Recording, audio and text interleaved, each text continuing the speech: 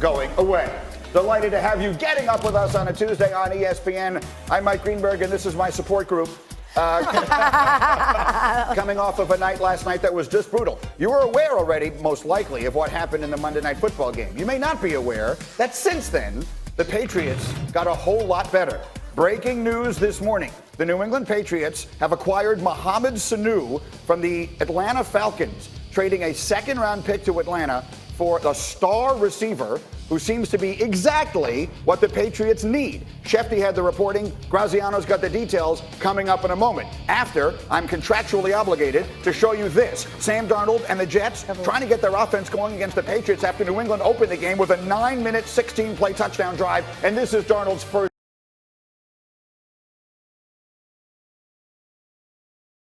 pass. Terrible play design by Adam Gase. He leaves Le'Veon Bell out there. McCourty's not going to pay any attention to him. You're going to hear this a lot. Cover zero blitz gets home to Sam Darnold.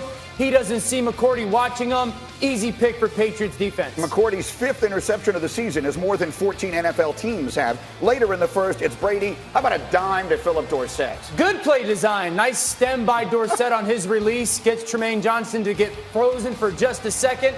Absolute beautiful throw by Brady. So it's 17-0, and then the Patriots defense, which is outstanding, just takes over the game. Here's Sam Darnold. No one blocking John Simon. Yeah, you need to find that guy for sure. And then you look at the way Sam Darnold is playing.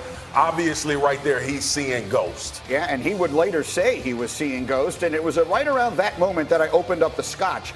Later, 24-0. Darnold, who is he throwing this to? Listen, this is a really nice job by the Patriots. On the motion, they changed their coverage from man to zone. Darnold anticipated the man, did not think Duron Harmon would be there, and he's saying to himself, I'm seeing ghosts. Yeah, he wasn't saying it to himself. He was saying it out loud, unfortunately. Then it gets worse. 11 minutes left in the third. More pressure. Stephon Gilmore this time. Brace yourself. This was a cover zero blitz, Coach Adam Gase. And then here comes Darnold again, off his back foot, throwing it up in the air. In all, Sam Darnold, 11 of 32, 5 total turnovers, 86 yards. Patriots are 33-0. They're 7-0. The Jets stink. When I talk to the coaches, I just got to be, straight up. And, for me, I just got to see the field a lot better. That's kind of what that means. And, it was a rough day out there. How were you guys able to rattle him? He said at one point on the ESPN broadcast that I felt like he was seeing ghosts out there. He did? Yeah. Oh, man. That's the boogeyman. It's real. You talk about the continuity of your defense where up front you guys are putting pressure. Sorry. He really said that? Yeah. Well, how were you guys able to rattle him for him to see ghosts? That's crazy for him to say that. It is. That makes it real, you know what I'm saying? Oh, it was real. So a variety of different angles I would like to take. Let's just start with the most basic. When he says, I'm seeing ghosts as a quarterback, let's explain to the audience what it is he's saying. A historically great defense. First of all, no. So when New England plays their cover zero blitz, you as a quarterback have to prepare for the worst case scenario. Okay, there's going to be too many people that we can block. Ball has to get out of my hands under 1 second.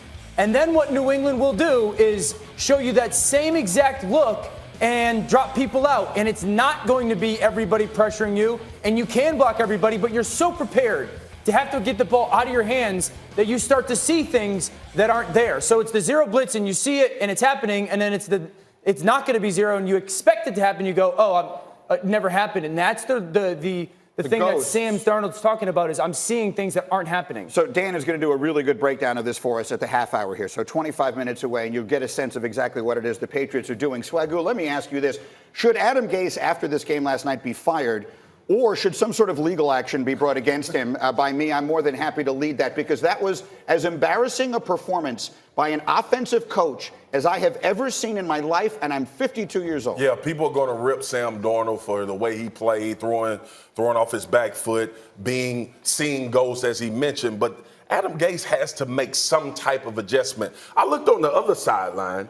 And all Tom Brady does is have a check down safety valve every single play. This is a Jets defense that went out against the Cowboys and performed well. The Jets actually had some blitzes that would have gotten home, but Josh McDaniels and Tom Brady said, hey, regardless of what play I call, I'm going to give you an out. Adam Gase never went to his young quarterback and said, look, I'm a leak Le'Veon. I'm a leak a tight end. Maybe we don't gain but 2 or 3 yards, but I want you to get the ball out of your hand and see some rhythm. They did a terrible job of helping him throughout this football game yesterday. So strange about that is Adam Gase had a fair bit of success against the Patriots when he was coaching the Dolphins, to the point where before the first Patriots-Jets game this year, Patriots defenders were telling me when I talked to them that they were watching Miami tape to try and figure out what Gase would and wouldn't try and do against them. So it was strange to see them looking that sort of unprepared. But here's the thing, to Marcus's point, that's most concerning about it to me.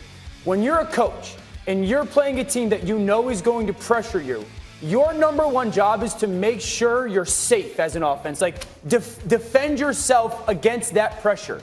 And I never saw that from Gase last night. It wasn't, hey, we're going to max protect. It wasn't, we're going to try and run away from pressure. It wasn't, we're going to try and slip a screen out to a wide receiver on the perimeter. It was like, hey, we'll just get the ball out and you throw an outbreaking route. There was never a time where you planned, I'm going to make sure that you and the ball are safe early on. I'm watching this game last night, and I'm realizing, you know what? Sam Darnold has only started 16 games in his career, right? He went out against Dallas and had a really good game. We all talked about it. We were excited. Now you're in a situation where you have to coach this young man out of his own head. That was the issue I had with Gase. Look, they had a sideline exchange where Adam Gase told him, hey, relax, settle down, let's get in the end zone. We get the ball after halftime. I like that piece of coaching. But it's also the X's and O's part that you need to give the kid. And in that situation, when you have a quarterback that's absolutely lost, you need to find some answer for him. And I think that, yes, we should talk here about Sam Darnold and Adam Gase. There's no question. We also need to give credit where it's due. Like, the Patriots are historically great on defense right now.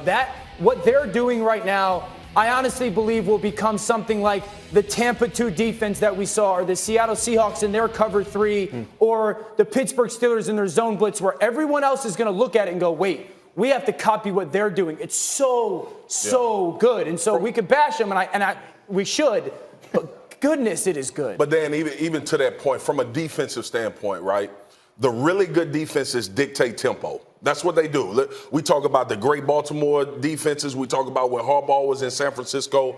You create pressure and you play man-to-man on the back end. And cover 0 for everybody is when you send everybody and your corners and safeties are locked up one-on-one. The object of that is to not give the quarterback time. They do it as well as anybody I've seen in recent years. Okay, so we will talk more about that as we go, and we'll talk more about this game as we go, but we must also now get to the fact that while, again, this morning, the Patriots sent a second-round pick to Atlanta from Mohamed Sanu. Dan Graziano, take us through how this happened, and this is a deal they've been trying to make for some time. They were talking to Atlanta about Sanu around the draft. At that time, Atlanta was telling teams, no, we expect we're going to be a contender this year. They were obviously terribly wrong about that, so obviously now they're looking to make deals. But the Patriots have been on receivers all summer and all fall. Antonio Brown was on the team very briefly. That didn't work out. So they have been poking around on Emmanuel Sanders and other guys that have been available. But Sanu makes a lot of sense. Second-round pick is no small price, but the Patriots are looking to beef up the offense. We talk about who have they beaten, right? How do we measure the Patriots? The Patriots look at it the same way. They're trying to build themselves a team for January. They're not going to get high on their own success. So they know where they're deficient and where they still need work. Let's just be as direct as we can be here. The New England Patriots have a real chance to make a run at unbeaten. This is an extraordinary acquisition. If they are not beset by a variety of injury, they're going to be favored in every game they play the rest of the season. I don't care who we're talking about. Sanu is exactly what this team didn't have, and you and I were talking earlier before the show, they're just always a step ahead. Look, Mohamed Sanu, first of all, is the epitome of the Patriot way. A very under-the-radar, really good player, reliable. Bill Parcells used to tell me all the time, which is the same Belichick coaching tree. I would rather take a guy to the game where I know what I'm getting. He may not be a superstar. He may not be a Pro Bowler or All-Pro. But if I put you at the 3 technique, I need to know you're going to stay in the B gap and hold the B gap down. So Sanu is going to do that for the New England Patriots. And Belichick is the GM as well. They are just so far ahead of everybody on these type of moves. This team right now is going to become unstoppable. And it's because of this addition with Sanu, and this is why. One, they can play big with Sanu, N'Keal Harry's coming back, and Josh Gordon, and they can play small with the running backs. And then Sanu's one of the better on the perimeter blocking receivers in the NFL. What do the Patriots love to run? Screens. Now you can have a big guy out there dominating DBs. So, and to sort of sum up where we've been so far in our first 10 minutes, this is one of the worst days I've had in a long time, and the Patriots are going to go 16-0. That's where we begin. Meanwhile, as the NBA season begins tonight, Elle, there's bad news there. There is, because the Pelicans open up their NBA season tonight, and the biggest star on the court will be Lonzo Ball. That's because Zion Williams is expected to miss 6 to 8 weeks after undergoing arthroscopic surgery Monday to address a torn lateral meniscus in his right knee. Over his first 4 games in the preseason, Zion had averaged 23.3 points and 6.5 rebounds while shooting 71. Look, all in all, he was really, really good in the preseason, Yes. Jay Will. So Spectacular. So what does this mean for the Pelicans?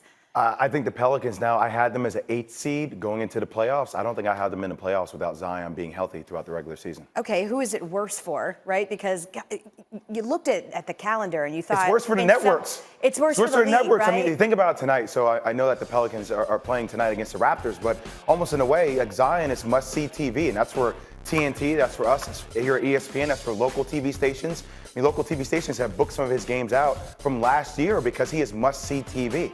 It hurts as a fan. It certainly hurts the league as well, especially because he is this bright young star for the next generation, if you will. But from more of a macro look at Zion, because there's a lot of questions about his physical makeup and whether that lends itself to durability into the league. Are you concerned? Extremely concerned about sustainability. I mean, I think this is his 4th injury that he's had since high school. And when you think about Zion, he's 6'6", 284 pounds. He's the 3rd heaviest player in the league, behind Boban and Taco Fall. And both Boban those is players 7'3"? over 7'3". Yeah. Right? Taco Fall, I think, is 7'5". So, and he only weighs 7 pounds less than Boban at 291 pounds. So with that reckless abandon that he attacks the rim, he increases his risk of injury with that landing zone, and that's what we saw. And look, there was an NBA doctor, expert medical guy that said, you know, you increase the risk of degenerative tissue. Obviously with a part of your meniscus missing, and this is something that you worry about long durability. He's a little knock-kneed as well, and it's never good when people are already putting Greg Oden's face on your body on memes. Speaking of injuries in New Orleans, you got an update? Ooh, indeed, Al. This one actually may be good news as we run the hurry up here. Drew Brees is planning on returning to practice